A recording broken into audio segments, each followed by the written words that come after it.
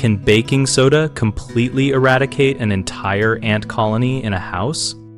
Baking soda can work as a component of a home treatment because ants react badly when baking soda mixes with acidic substances in their gut and can die after ingesting it.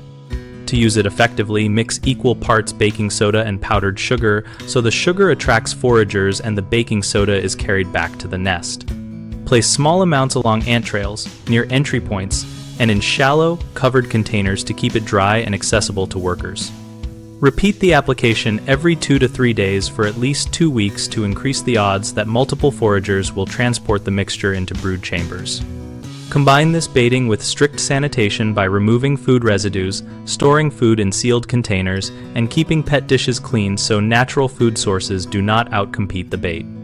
Also inspect and seal cracks, gaps, and utility penetrations around the foundation and windows to reduce new scout access and prevent reinfestation. Common mistakes include scattering baking soda in large piles so it gets contaminated or ignored, which reduces uptake. Use small measured placements instead and keep them dry and replenished. A second mistake is relying only on baking soda when the infestation is large and the nest is distant, which delays results.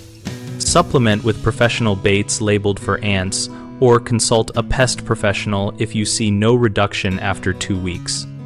A third issue is not addressing moisture and entry conditions, so new colonies move in, identify and fix leaks, trim vegetation away from siding, and close, visible entry points to stop reestablishment. We run bighomeprojects.com, where we connect homeowners with local contractors and provide a discussion community for practical tips and shared experiences related to DIY pest control and larger projects.